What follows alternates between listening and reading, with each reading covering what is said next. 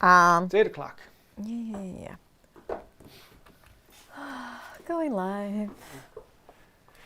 Hey y'all, I'm James Wright, and welcome to the shop. And today we've got a special guest. We have Dave here with us, and we are going to be making dovetails. Dave, why don't you tell us a little bit about yourself? Okay, so I live in Milwaukee, and I've been doing woodworking kind of off and on for like 15, 20 years. It was mostly power tool woodworking, and then I sort of just faded away from that. And the last year or so, I've really been getting pretty seriously into hand tool woodworking and trying to learn how to do more things. So I haven't really ever cut hand cut dovetails before, so I'm hoping to learn. Hand-tailed dove cuts. Yeah, that too. So yeah, we're going to be doing a very simple one, trying to get a whole way through a full set in an hour. Sounds simple, but in actual teaching parameters, that takes a little while. So we're going to have some fun and see how far we can get. Just a couple upcoming notes. I actually just started on the next chisel test. So for those of you who haven't seen it, 2 years ago I did a chisel test with, I think it was 18 chisels, and I had a lot of fun with that. But I had, as always, there's always, well, you didn't test that chisel. So we're going to be adding. So far I've got 19 more to add. And I might have another one coming in. So we're going to have a lot of fun with that. So that'll be coming out in a month or two. But if you have any thoughts on that, let me know. I did post the chisels that are in this particular test on the HiveMind if you want to see that. Actually, I know I posted it on Instagram, so you want to see that on there. And then if you want to see the original test, there, well, just search for Wood by Wright chisel test and you come up with that. Oh, I have to say also for those of you who are buying the new yokes and knobs, I'm sorry we sold out of them so fast. We thought we would have at least a week's worth in stock, and we actually sold out before we officially released it. So, sorry. But we do have the back order open, and we're going to be getting those in as soon as possible. Hopefully we'll be getting some of them in here in a week or so, and then more parts in the coming weeks. So we'll be filling them out as soon as we can. So thank you. Yeah, anything I'm forgetting before we jump in, babe? No? Cool. We're going to be making a single tail, and we're going to be making the tail in some red oak, and we're going to be making the pin in Filipino mahogany. The reason I want to do both is we want to experiment with different types of wood. So red oak can be very easy because your chisels don't have to be as sharp. They can cut through it relatively well. Mm-hmm. Whereas you get something soft, especially if you go down to something like pine, your chisels have to be crazy sharp in order to slice it rather than just crushing the fibers. And so having both to play with it is going to be a little different. Also, the two of these are slightly different sizes. So that's one of the odd things I want to point out a few things. And we're going to be trying to show as many different ways of doing it throughout the steps. Because it's one of the things about cutting dovetails or any joint. There are thousands and thousands of ways to do it on every single step along the way. And so you never quite find the one that works for you until you actually have a chance to try them out. So we'll try a few different things. Cool. So let's start with the red oak. And we're going to put in the vise. Now, Dave's going to be using my Moxon vise. I'm going to be using my end vise here. And what you want, the idea is that you want the top of the board to be a little bit below your elbow. And so it's pretty high for you on this bench because my bench is naturally higher. Yeah. And the reason being is when you're cutting, you want the perfect inline of your movement with the saw. And if it's up too high, now you're cutting like this, and you're cutting at an angle rather than being flat. Or if it's down too low, you got the same problem that way. And so that's one of the things I love about the high bench is I generally don't use a Moxon vise. The other big benefit to that is it gets it up closer to your face so you can actually see what you're doing. Right. The more I do this, the more I like actually being able to see it. Yeah, I can get you Sarah's stool. Wow, look at that glare. They were just asking about a bench update, and they were like, is it still occupied? Yeah, it is. So first thing we need to do is we're going to take a marking gauge, and we want to set the marking gauge to the thickness of the other board. Now, usually the easiest way to do that is to set it down on the bench and put your marking gauge down and slide it down to it. However, yours has a screw on the end, so you can't do that. So you're going to have to set it up and line it up with the edge of the board. Let me flip this over so you guys can see. on mine, I gotta tighten these down. So I'm gonna loosen this up. I'm gonna push the board down because for some reason if the board is rocking or if there's something underneath it, you don't wanna be taking an erroneous measurement. I'll slide that down too, and then tighten it up with it in place. And theoretically, if I check it, I'll be out of focus. No, that's better. If I check it, I should be able to slide my finger here and feel that it is exactly on. Now yours has has the flat for it, but the screw is the... Yeah, I know. I want to get a better marking gauge. This is one I got years ago.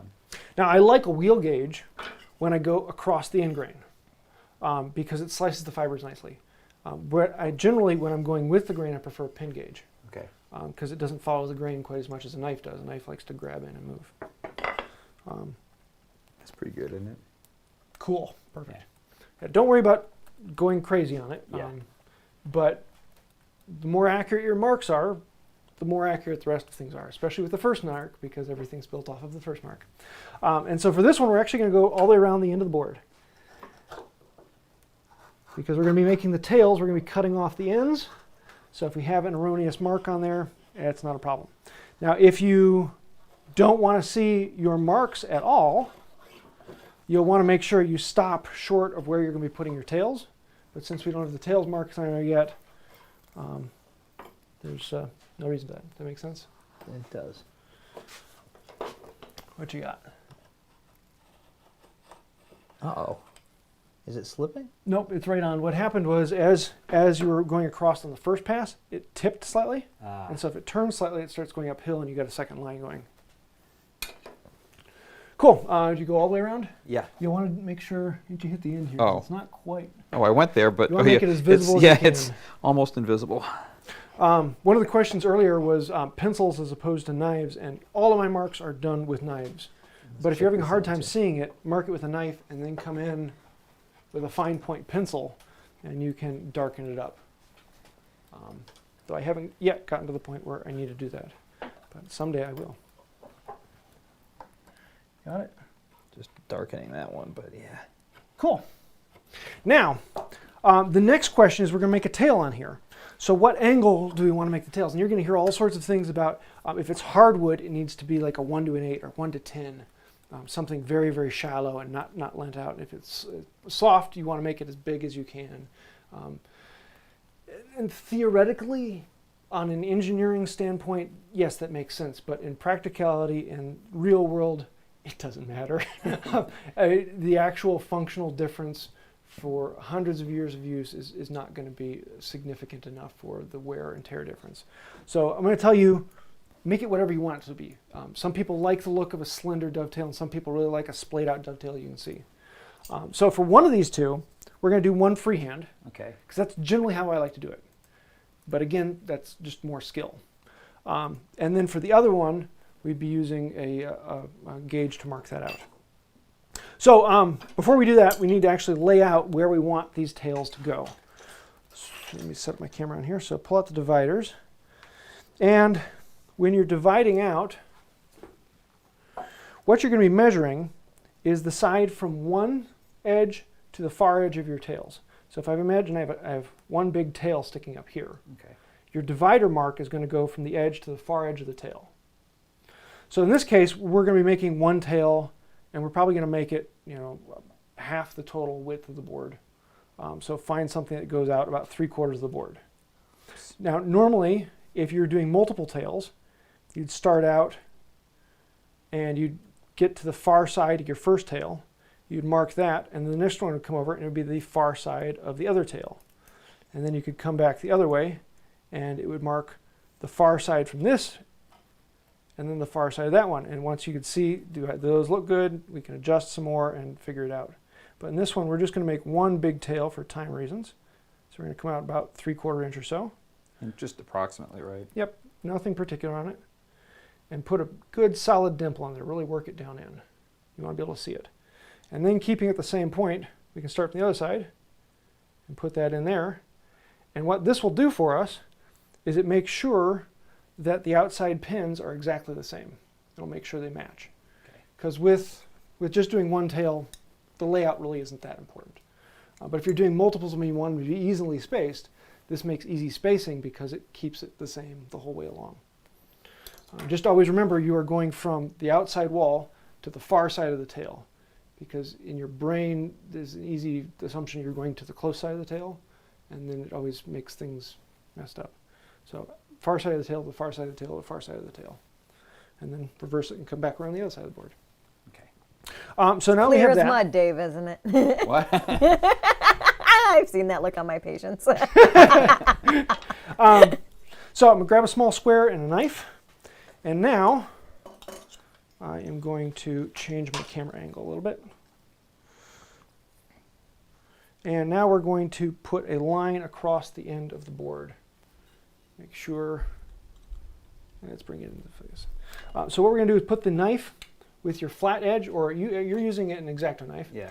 So put your knife into your dimple. Doesn't matter which one I start Doesn't with. matter which one. And then slide your square up against the knife. Yep. And then pull the knife out, but keep the square where it is. And go with a very, very light cut. Don't put much pressure on it.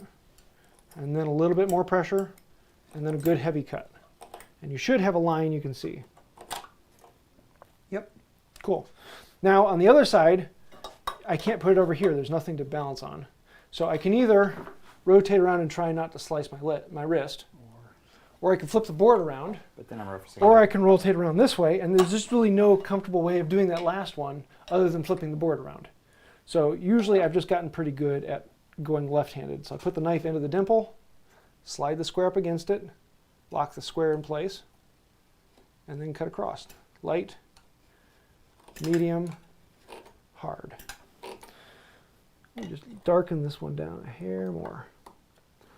And so I'm going to go across and do that on all my lines. So if I'm doing more than one tail, I'm going to do that on every dimple that I put across the board. Because on every dimple, there's going to be a cut that comes down from one side of the tail to the other. See how you got it. Just darkening that one a little bit, yeah. Yep. Now, if they're really hard to see, where did I put that one? I just had a moment ago. There it is. You can come in with a small mechanical pencil Okay, yeah. and Especially the one that I did just backwards. carefully run it Wasn't as down in dark. there. The nice thing about a knife is the very first cut of the saw, and it slices the fibers. Everything on one side goes, everything on the other side goes, everything on the other side stays. There, you can't get any smaller than a cut. A pencil, there's always a thickness to it, and so yeah, you can do dovetails with pencils, and a lot of people really like to do them with a really good thin mechanical pencil. It gives you a good line, it's easy to see, and honestly, the thickness of that isn't going to make enough difference to make that big a deal. I just like using a knife because the more I use a knife, the more I find that I'm just more accurate, because the more accurate my marks are, the more accurate my cuts are going to be. So if my accuracy of my mark is the thickness of that, it doesn't matter.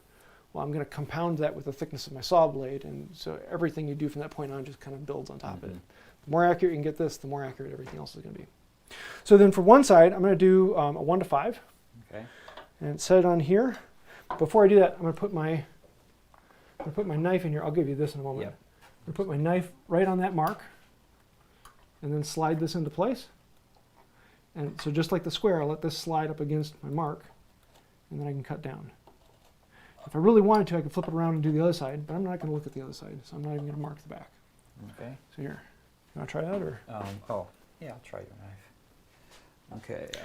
So It doesn't really matter which Nope. side I do, right? now you just want to make sure you're making a tail, so it needs to be narrower at the bottom. Ah, good point. Okay. It'll get you. It's gotten me quite a few times. The dovetails look good, pyramids don't. Yeah. Narrower at the bottom, so that means I want it to go like that way. Yeah, so you don't want to mark on that side of it. Yeah, yeah. And with the little gauges, you have the ability to go on one side or the other. So put the knife in, slide. Okay, now here's another thing with this. Oh, The yeah, knife yeah. has a bevel, so you always want the flat side to be up against your work. And always remember light, medium, and then hard.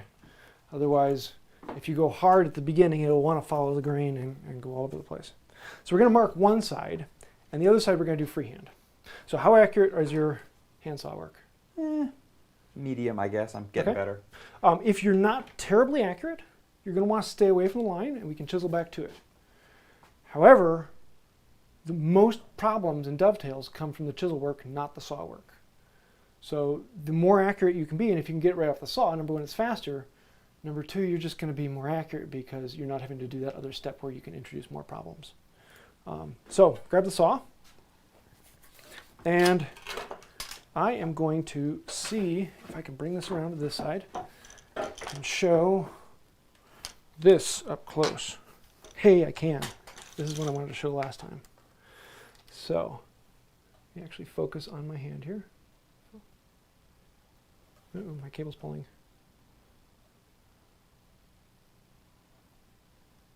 Oh, sorry folks, technical difficulties. Ah, let me pull that up. There we go. Maybe. Maybe not. Oh, stink, I'm not going to be able to get the shot. I really wanted to get this one. Do you need me to come over there? You want to scare it for me? There we go, I got it. Okay, so I'm going to switch over to this. So what I'm going to do is I'm actually going to pinch the corner. And my thumbnail's right there that my saw lets it slide against. Right. Now I want to stay on the outsides. And so usually you want to grab a pencil and mark off. This is what I'm getting rid of. And it's become very, very important when you're doing multiples of them.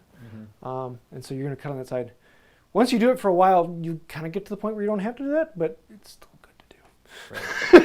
Right. AKA James still does it. And I never remember to do it until after my first cut. I always make my first cut and then wait, did I cut on the right side of the line? And then I go back and mark them all. So pinch the side of the board, let the saw slide up against your thumb. And what that allows you to do is if I need to move the saw that way, I pinch more. And if I pinch the board, it moves the saw a little bit. If I want you to move back, I loosen up a little bit. And so I'm going to start with my saw right in place. And I'm just going to make a nick forward. I'm not worrying about being at the right angle yet. Okay. I'm just going vertical. I want to get a groove that the saw can fit in. Here we go. Okay? And then, once it's in that groove, then you eyeball it to match that angle, and you make a few cuts. I'm going to cut mine down. I'll come over and check yours.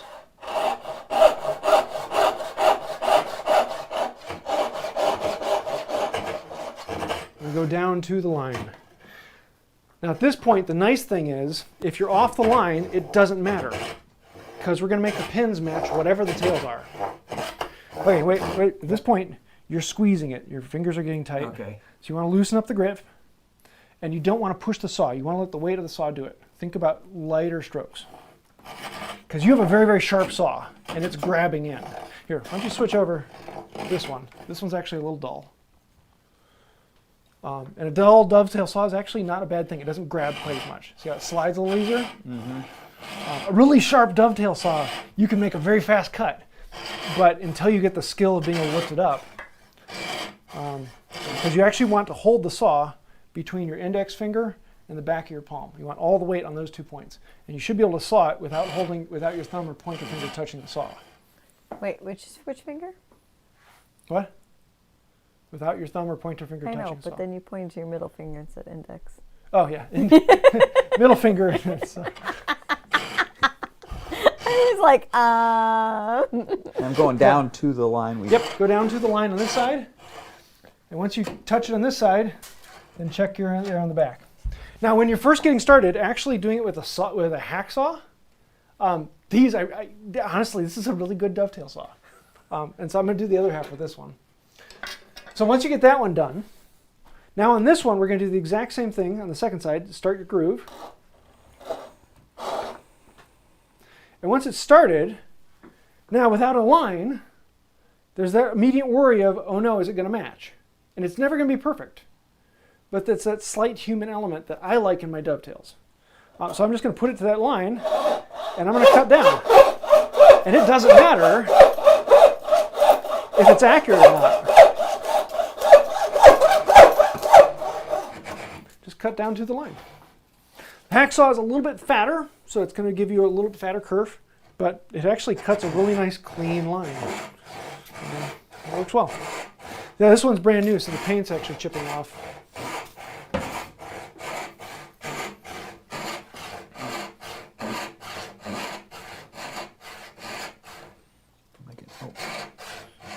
Looking good. Yeah, my saw actually has a bit of a cant, meaning that it's thinner up here. Oh, right. Okay. And so when you're cutting, you're never going to cut quite as far on the other side of the board. So then I just like lean it a little bit to Yep. catch up. Yeah. And so I always go until I can see it on my side, and I know that I've got like one more stroke on the other side to go. And you don't have to get right down to it, because we're going to cut back the other way. And so if you're within a saw curve of the line, you're good. So we've cut down to it on the other side. Now we're going to loosen up the vise, turn it 90 degrees. And now, because we had all of our lines put in there from the depth stop, we've got our next line to cut. And now at this point, some people prefer to ditch the dovetail saw and go to a tenon saw because you are cross-cutting. But I found in this case it's so small and so pointless. I've got this in hand already. I'm going to go and do it. Okay. So yeah, talking about cant, this one is an old Sheffield, and it's got a lot more. Right. Right. This is another fun one. So the exact same thing again. Pinch the board, let it slide against your thumb. And a good practice to learn is actually to let it not touch the wood. So let it slide against your thumb without touching the wood or just nicking it. And think about holding the weight of the saw off. It's hard to do. It's not an easy skill. And then you just put a little bit of weight on it, so it's just nicking the top until you get your cut in. Whoop. Oh yeah, I need to set this one. This one has no set right now. Why is it pinching? It's a good dovetail saw.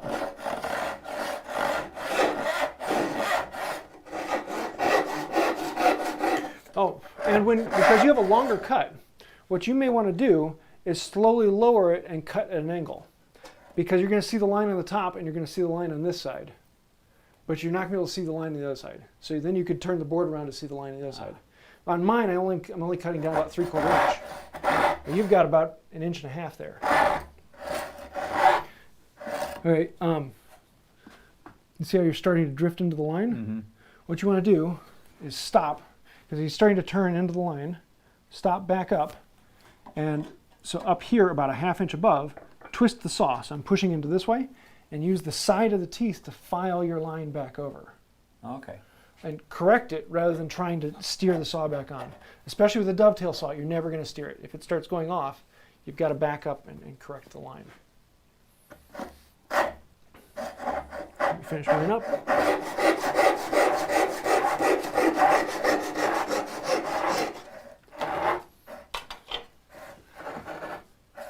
Yeah. That's Yeah, yours is leaning off again. Here, let me show you what I'm talking about. Is you pull it up, and up here, I'm going to twist the saw. I'm going to use the side of the saw to pull it back over. And so I've got this gap over here now, but that was where it stopped at. So now we're back on line there.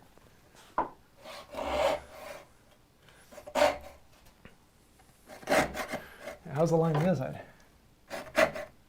Close enough. Whenever you're making your first dovetail, do not, and I repeat this, do not expect perfection. But you can expect functional. This will work great. There will be gaps. Mm-hmm. There'll be gaps on mine.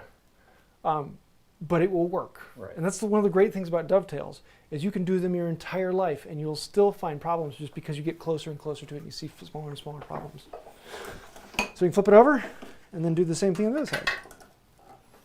What are we at, 24? Good. Any questions, babe? The RebelRobot asked, how could you set up your bench or project area to speed up the process of cutting dovetails in many boards? For example, a desk or a dresser. Yes, if I'm cutting up a bunch of them, you can do gang cutting. So in cutting the dovetails right now, we had them up vertical. You can actually put together all of your boards, and I'll do 4 or 5 boards deep, stack them all up, and cut all the tails at once. Turn them all 90 degrees, cut off all the ends. Turn it the other way, cut off all the ends. All my tails are done in one cutting step. And then when we get to the pin cutting out, I'll show you that, and that's another fun one. Yeah, I have a video on how to cut dovetails faster. It's an old one. I should probably redo that one, but it shows that.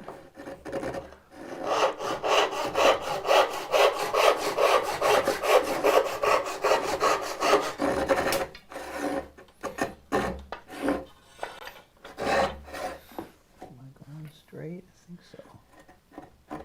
Yeah, you've got the other thing you've got is that it's a sharp saw. Talk about it. So it's biting in, which feels great. Other than the fact of when you're first getting started, you're holding the saw tight, and you're putting pressure into the saw. It's going off the line on the other side now.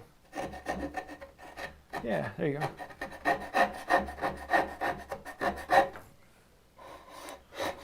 A little better.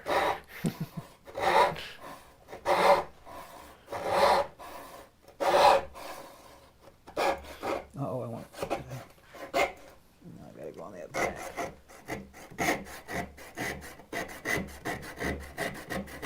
Wait, just like you Did I went too far. overshoot? A little bit. I want to see something in the line of this. Oh wow. Okay, yeah. No, here's the whole saw was off at an angle like that. I was looking at the line over here. Do you see it? Yeah, you have a bit of a gap on this one, but such is life. Come on, open up. Yeah, the Yeah. line right there. Yeah, trying to see what you did so I can explain how to do that. Because what happened was your kerf, the initial kerf right at the top was square, but then as you went down, the saw turned right at the top, and so you can see that the kerf is. Well, I guess I moving over. didn't follow the curve. I looked Yeah. at the top and set a careful curve. And then as I guess soon as your wasn't- eye came down to this line, I wasn't your paying saw attention to turned this. over. Yeah. Here, let me show. This is actually this is a good moment to learn this. Let me throw it over to 3. So what we've got here is on this side, looks pretty darn good. A little over the line, not bad. Great for first cut. On this side, there's the line, and we're cutting way over here. So what happened is you can see the saw kerf, the initial saw kerf is straight across. And then once we went down to focus on this line coming down this face, the saw then turned. And that turn just progressed over that way. So we're going to have a bit of a gap on that one. Yeah. So should I have gone? Would it have helped to have gone deeper here, so that the saw would be less likely to be able to? Yeah, that's one of the things I was talking about earlier. Is that what you can do is actually cut from corner to corner, like that. Okay. So you're not actually touching the other side at all. Then you flip the board around, and you can cut corner to corner the other way. So you're only cutting on the lines that you see. Got it. Yeah. And you can play, connect the dots from one side to the other. It happens. When we're done, remind me. I'll take you upstairs and show you some of my first dovetails. All right. I've got my coffee table upstairs to hit my first ones. So at the moment to fix it, should I come back there, or should I just go further down there? Because I mean, it's not coming out right now. Yeah, or just break it off and just snap it. There you go. Oh yeah. Okay. Yeah, I mean, at that point, you have 2 things here. You're going to have about an 1/8 inch gap on this side. So you live with the gap, Yeah. or you cut a new board. Right. Because you're not going to be able to shorten your drawer. Because at this point, generally the drawer size is Right. determined. Right. Unless you make your drawers first, and then you make your cabinets to do whatever you've got. Yeah, there you go. Okay, so we've got our tail. So when you're doing this one, because this side is nice, use that on your surface. You'll see this gap more on the outside, but it will allow you to transfer the line better. If you transfer it on this side, your line transfer is going to be off. So what we're going to do is grab one of these. And this is going to be a little harder on the Moxon vise, but I'm going to show you how. So what we're going to do is we're going to put down this down to the height of a block plane. And I like to use a block plane just because it's already here. And I just want the top of the board to be flush with the block plane. And, I didn't think about that. That's the line. I got to move it over. I've got other things on my bench right now. Let's move it over to here. There, that's better. And so with this being flush with that, now I can move the block plane away, and I know that it's the same height as this. Now, some people will actually cut a rabbet here And that makes it really nice because you can register that rabbet up against there. I'm not a huge fan of that. I like to come over here and flush up the outside. Ideally, you can look down the shoulders and make sure that those are flush with the inside. But understand that you haven't yet cleaned up those shoulders. So those shoulders might be wrong, or you may have had the problem with cutting it like that. So if you flush up the outside of this, you know that's going to be exactly what you want. And so I'm going to put all my weight down on this, grab my marking knife, and again, at this point, always remember light, medium, hard. Without moving things, rotate around, light, medium, hard. Here, why don't you give it a try? And do it like on that. Okay, so put this.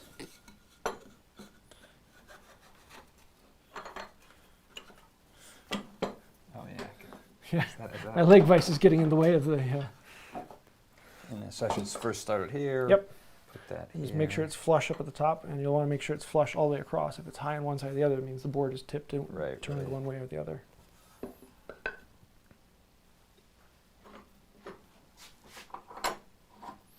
Yeah, twin screw is nice. You only have one to do. Any questions, babe?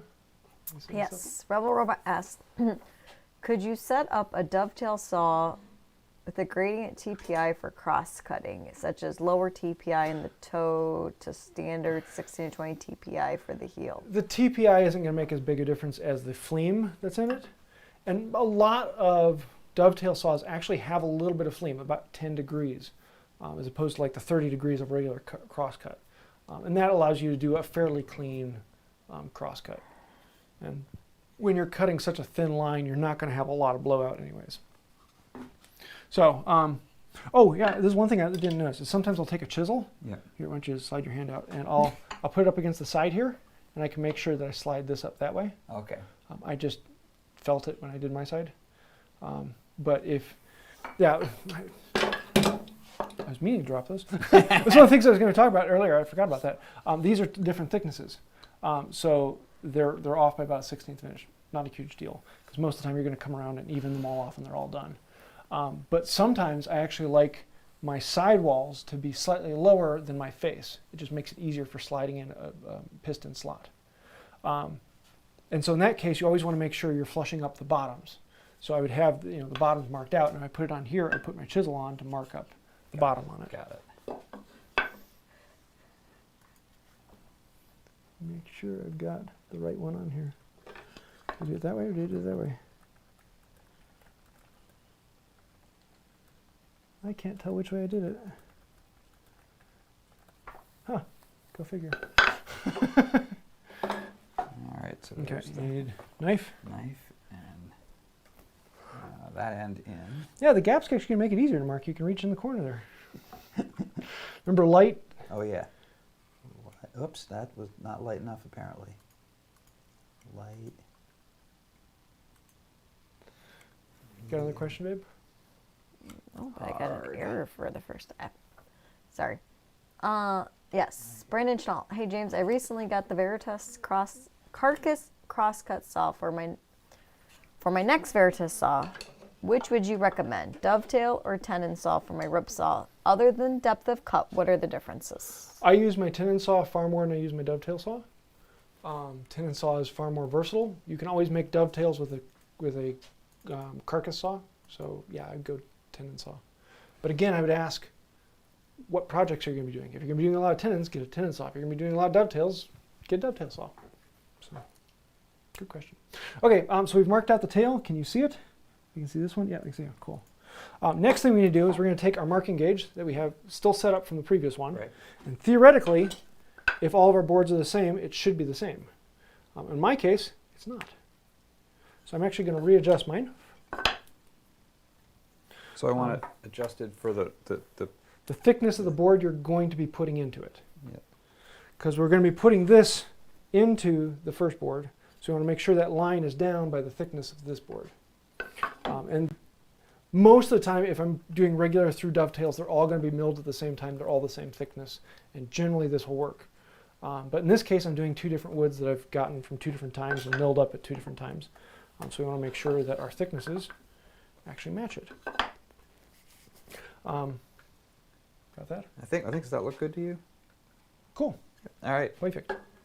Now on this one, we can mark all the way around the board, but because we're just removing this middle section, you really only need to mark from here to here where my tails are at. And some people really get picky about not seeing the marks afterwards, but I don't. I don't get picky about most things with woodworking, which apparently I recently found out drives some people crazy. That you're not picky enough? Yeah, I'm not picky enough. Should really be. We're picky about Do that. they not know your motto? So now that we've gotten that, like before, we used the marking gauge to mark the angle. Right. Well, the angle's on top now. We need to mark vertical. Now, there's a couple different ways you can look at the reflection in this, but because the saw is at an angle, it's kind of hard to see the reflection. And so the reflection knows you if you're tipping one side. So I still like to mark down the face. So I'm going to put my knife into that slot again, slide the square up against it, and then mark down to the depth of that line. And in this case, I'm matching the tail that I made earlier. So I need to make sure that these are precisely the same. And in this case, it matters. Earlier it didn't. This one? You want to use yours? that one, sure. Oh, sorry, I thought it was in this camera. Where'd my square go? There it is. Yeah, and then you want to make sure your square is short enough if you're in the draw vise. That's why I raised mine up. Before we go any farther, this is the very important thing. Don't let Dave see here, but this is really, really key. Is you've got to mark where you're going to be removing, especially when it comes to the pins. Because if you cut on the wrong side of the line with the tails, who cares? If you cut on the wrong side of the line with the pins, you got problems.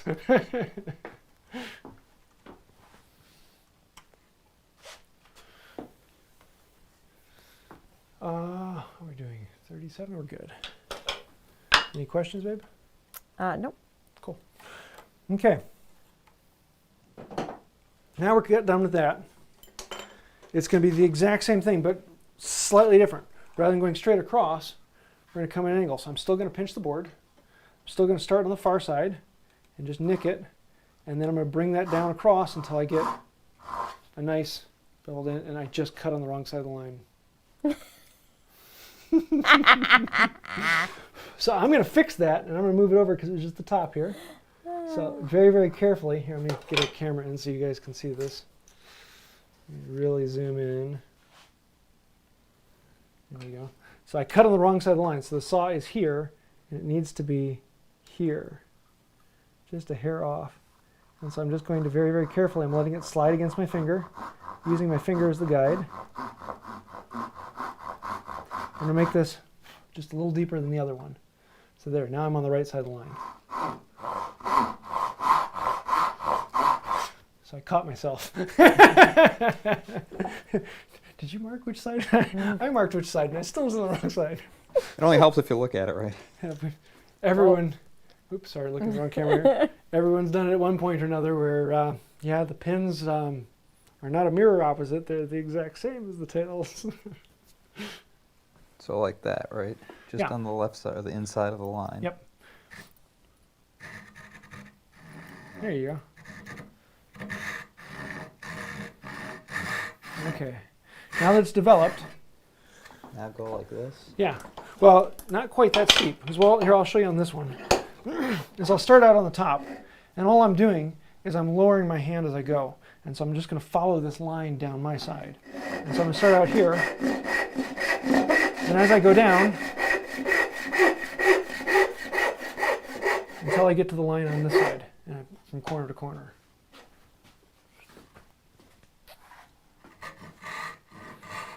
It also becomes easier to steer because you're just hitting the corner. Yeah.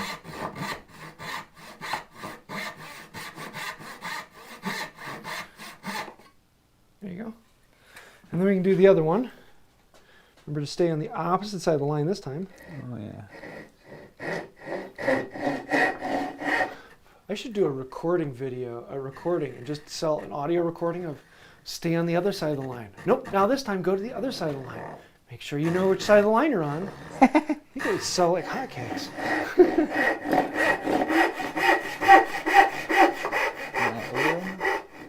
Ooh, I'm actually kind of right on the line. Is that?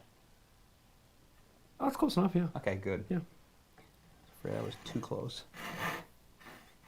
Wait, we'll stop now. Because you're focusing on this side of the line, it was the same problem you had. Your saw is turning this way, Okay. and so you're cutting too far that way.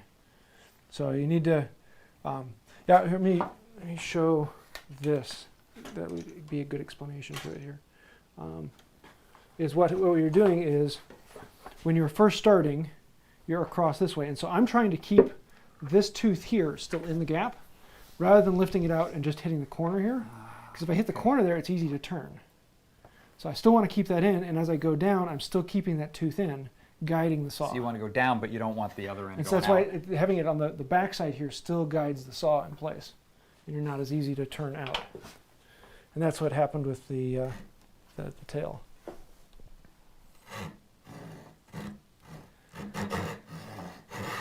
That's one of those things of look at this, this, and this, all at the same time.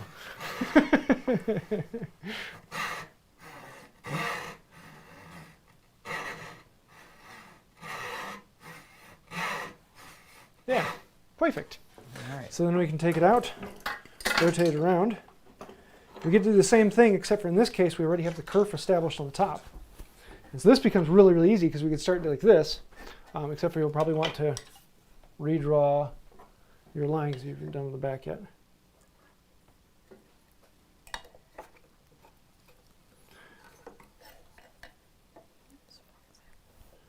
And down to there. And then it's the same thing as before, but in this case, we're just going to follow the line on our side.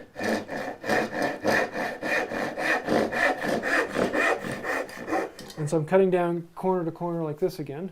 And then I can raise it up, and I've got those kerfs to guide it in place. I can just take out that middle section right down to the line.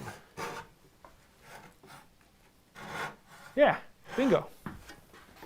This side's a lot easier all of a sudden.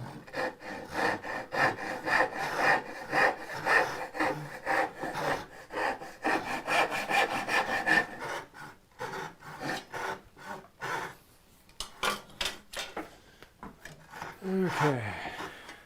Now the great question of our time. To cope or not to cope?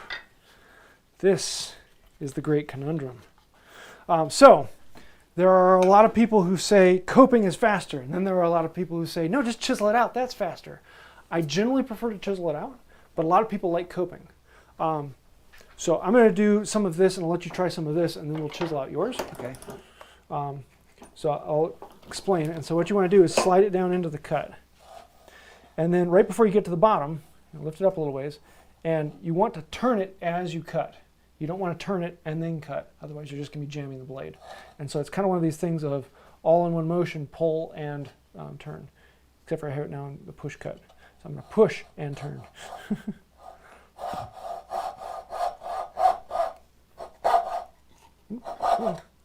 And once you get it established, it's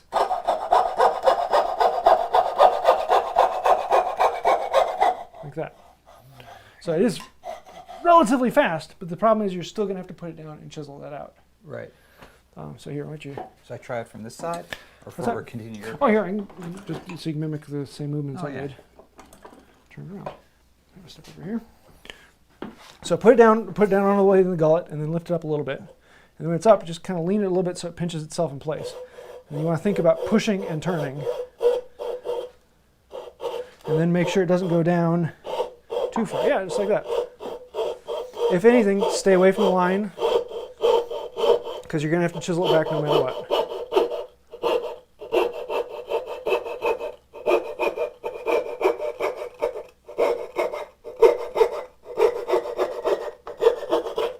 Cool.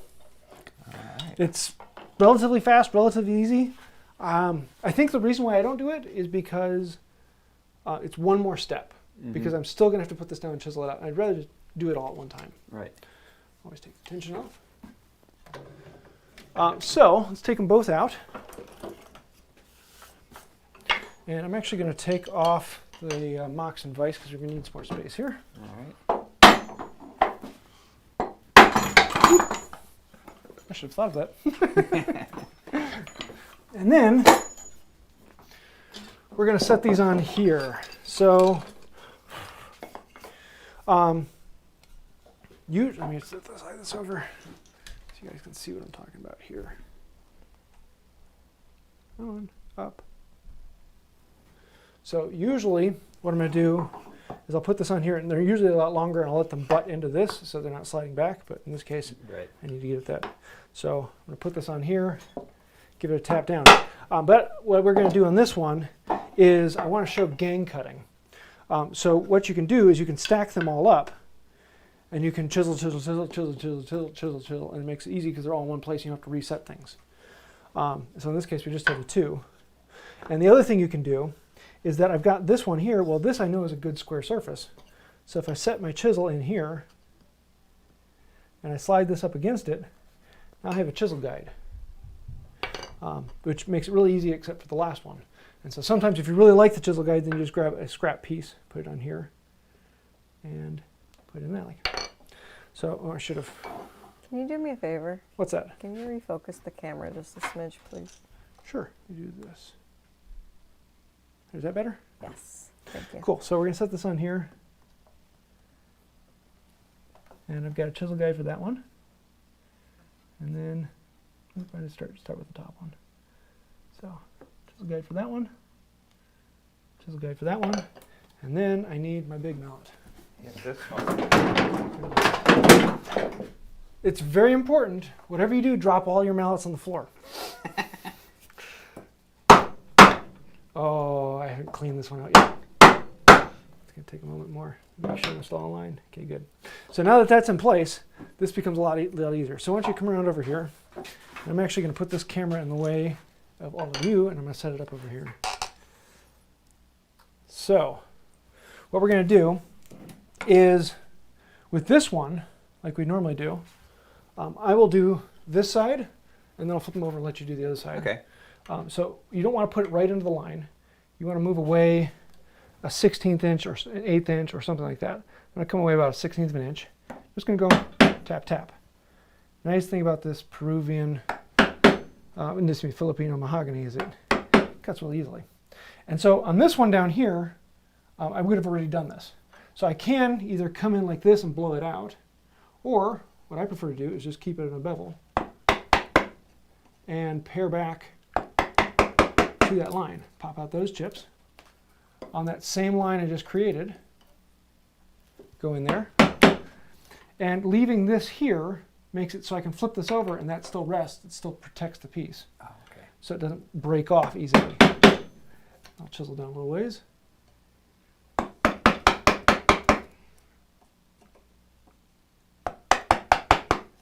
Just like that, I'm halfway down. Now, before flipping it over, these two pieces are now equal. They're at the same stage, at least for this side. So on this one, I can put it right under that. I'm going to flatten it against this. If that space is a little too much, I might take half of it off. In this case, with how easy this is, I'm going to put this in here. Just a couple light taps. Get it established all the way across. And then I'll move my handle up a little more. The hand up a little more allows it so it will naturally want to turn out this way. Keeping your hand up high gives you more leverage and a little more control over it. So move my hand up, put it at a slight angle to follow the angle of the dovetail. Oop, moved off. I'm just going to pound it down a little ways. And there's that side. So then for this one down here, it would have been the exact same thing, except for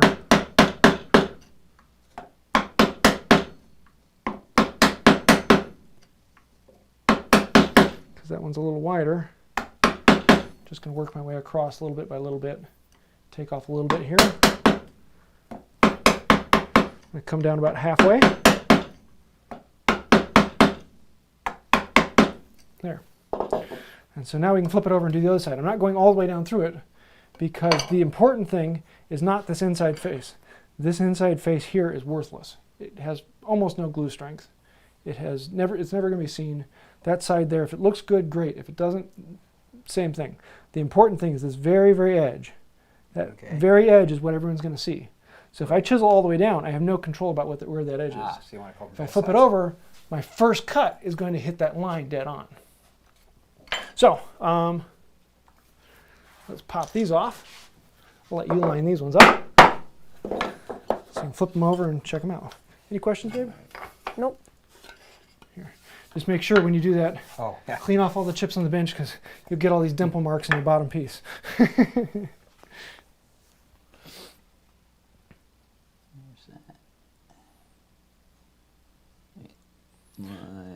Here, let me show you one thing I'll do is, the first thing I'll do is I'll make sure that these are aligned this way. So I'll put it down on here and I'll have one thumb here and one thumb here, and then draw it up to the line. Because that lets me know I'm square this way and not having to twist it. And the same thing down here, right? Yep. Make sure these are... And I come out there, and almost there, about like that. And then you can identify it by putting the, just like with the knife and the marking gauge, as you put it in the line, you can slide the board up against your chisel. And same thing up here, right? Because that one's a It little looks too like you're far. pretty close, but yeah. There. Cool. And let me put this on. Oop.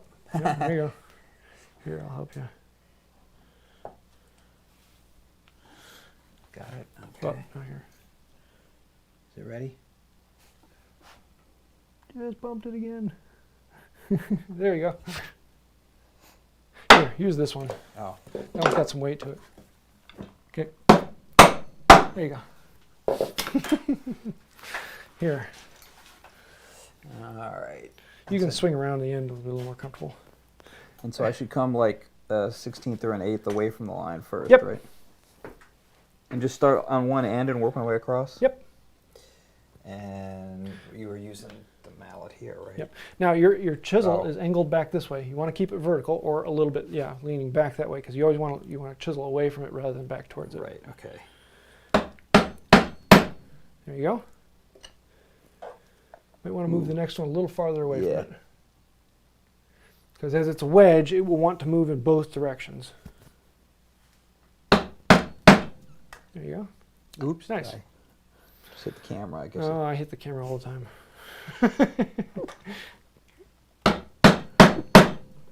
Okay. Now, keep it bevel away from the block and bring it out to like around here. And then come back in. Yeah, just give it a tap in and that piece will chip out. Like that? Yep.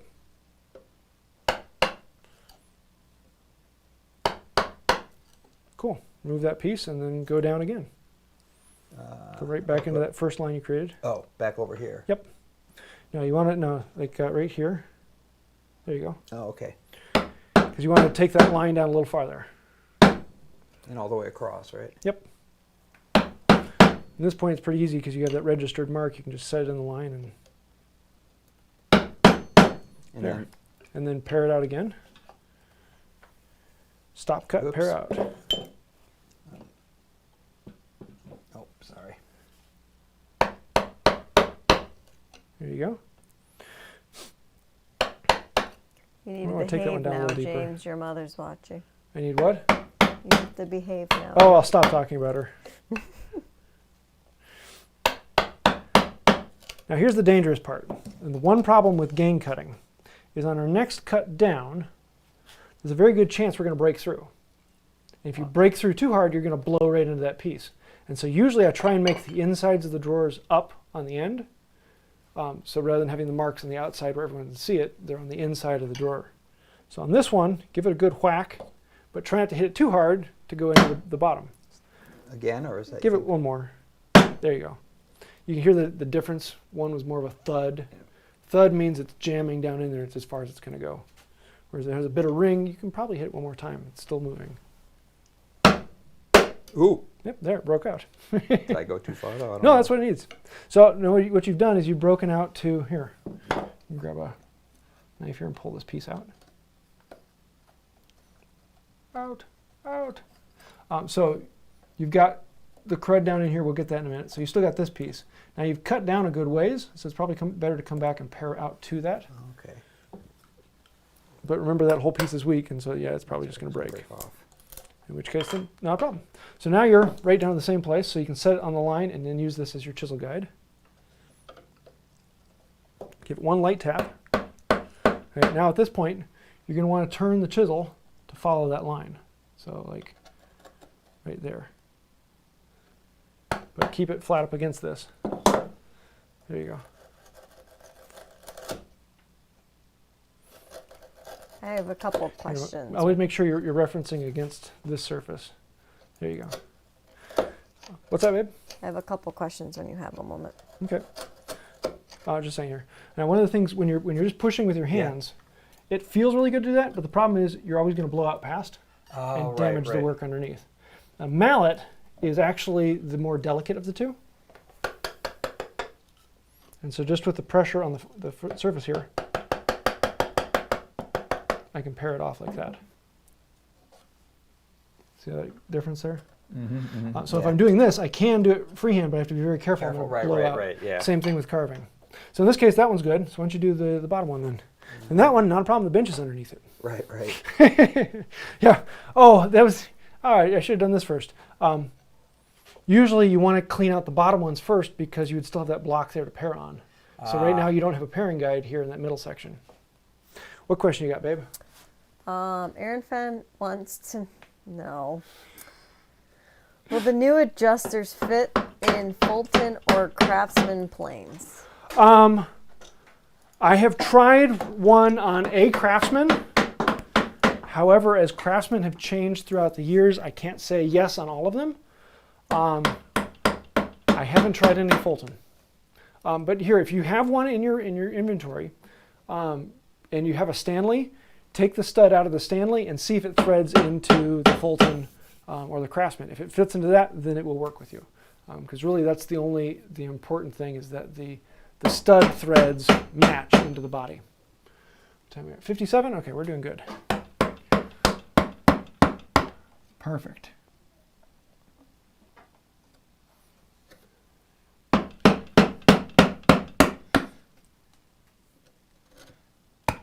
See, this is the fun part where things come together. Yeah.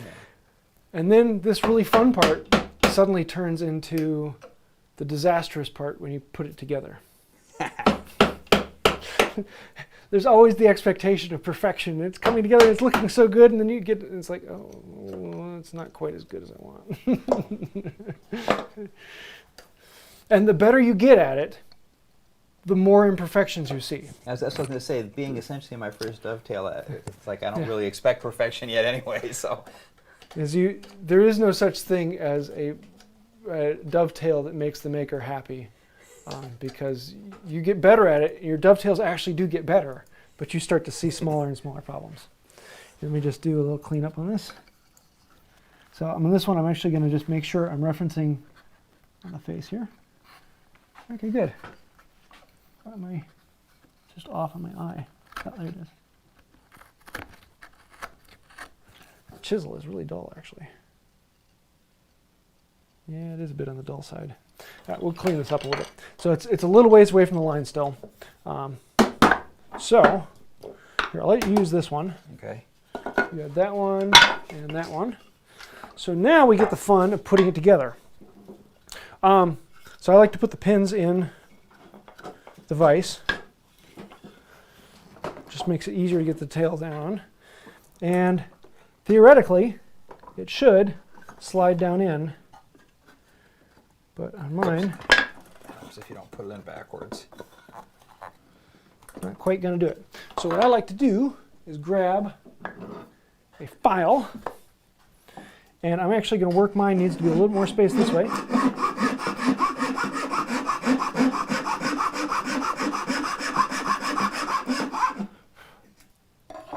Let's see what we got. There we go. Okay.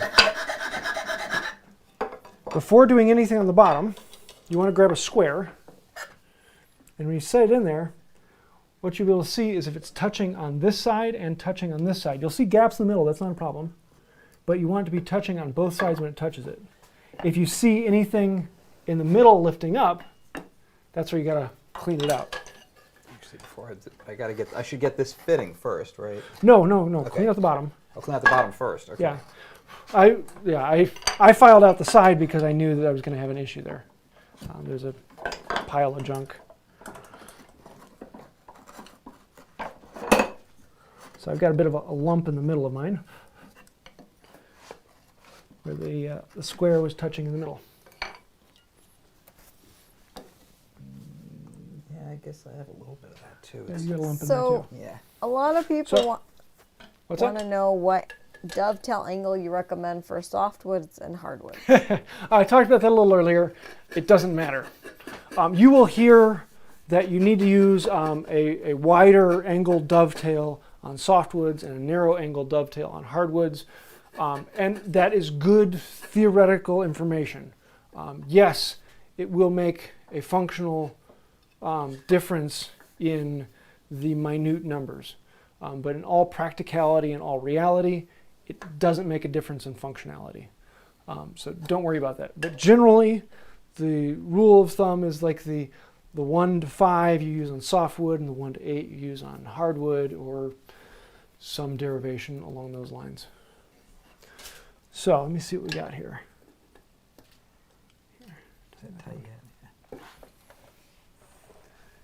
Okay, we're touching on this side and not on the other side. So that would mean you'd have a bit of a gap on this side. But are we on the line on this side? Yeah, we're on the line on this side. And we're just a hair below the line on this side.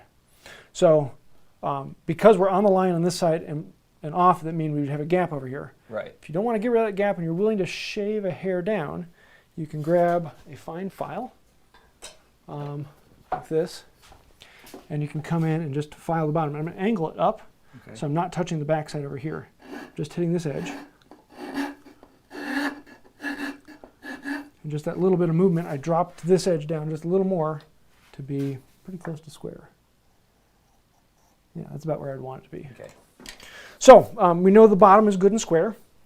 And theoretically, because we didn't check these earlier, the shoulders on these should be square. So these would be the bottom gullets we want to check here. This one's pretty square. This one's not even close. Yeah, that's the one we were. Yeah. And you also want to make sure that there's no junk in the corners. So if there's any little bits of detritus in between the saws, I think I've gotten mine fairly clean. And you don't really want to be doing this. Usually they'd be in the vise and chiseling rather than into your hand, because you're going to slip and go. But for time's sake, let me see where I'm at on this one. I want to see what I want to learn in this. Okay, here's an interesting one. I'm getting it down in here, and the top half fits perfectly. Mm-hmm. That's exactly what I want. But it's getting here now. It's getting really, really tight. And the idea is you just want to go whap, and it'd be down in there and perfect. But there's a pretty good chance I'm going to split that out then. Right. And so I'm going to look at this and see where am I rubbing.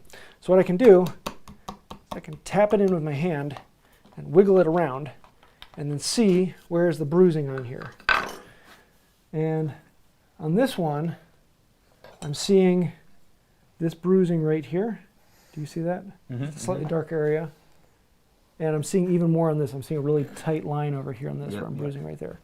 So I'm going to take off more material on this side. This is going to be 1 or 2 passes there. I'm going to do 1 over here. 2. Let's see what that gives me. Oh, that's a little better, actually. It's going down in. That's actually really nice. I like that. Okay, that's good. So we can tap this, that final little bit, and we got a dovetail. That side's nice. That was the side you chiseled. So it came out on that. Little gap here and there, but not bad. Yeah. Okay, let's see what we got on yours. This, it doesn't, like, I think Is it it's... that way or is it this way? Oh, maybe that's the problem.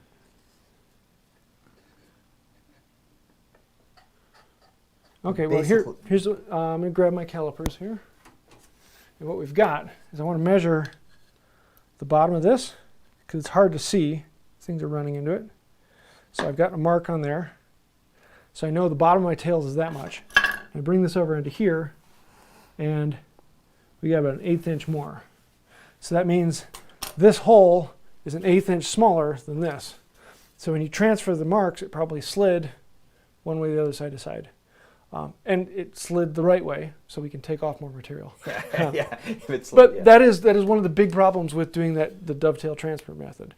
And you know, it is what it is. There are 100 other ways, so if you really don't like that, there's other ways to try it out. So let's see what we want to do here. It looks like this side is good, but this side needs to move. What, babe? Is there a way you could do Yeah, here, why don't you come around to this side so I can man the camera. Here. Let me get a close-up on I this. was like, do I need to pick it up and move it? There we go. Look at that. So what we've got on here is, it's still out of the focus. There. So it goes this way. So, no, it was that way.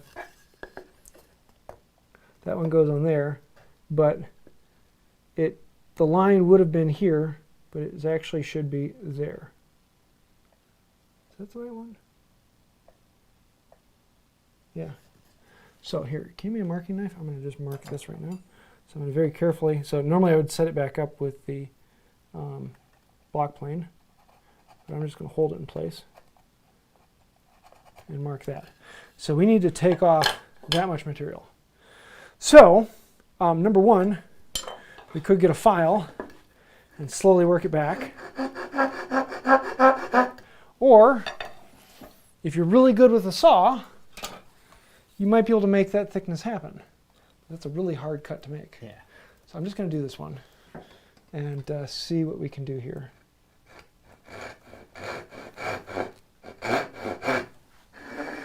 I'm going to eyeball vertical.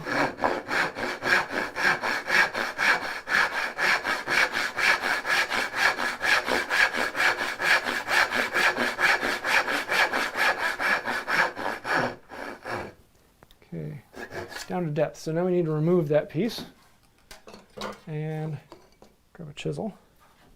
I'm going to break it off and we'll clean off the rest.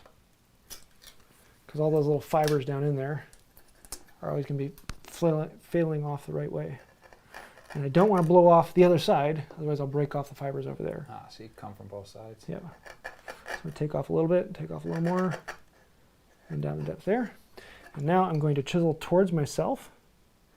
Very, very important that you never chisel towards yourself.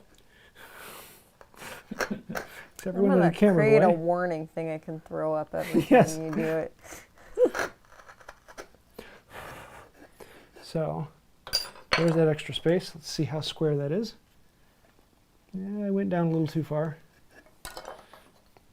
Let's just clean that up. I'll clean up this sidewall. So on this sidewall, yeah, we're going to try it. See what we get. So all right, we got some wiggle. It can go down in there. But what I'm running into is actually, I mean, what you're naturally thinking about is the sides of the tail and the sides of the pin. What we've actually got is a big bump right here. Yeah. And so that bump is pulling this whole thing this way, making the tail bigger at that point. So let's actually clean that up. Make sure this is right there. So I can take this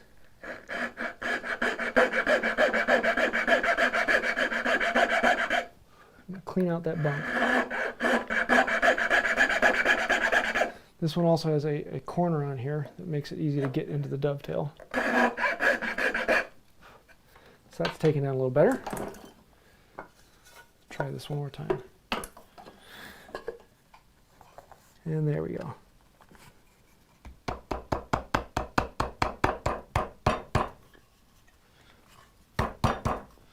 There.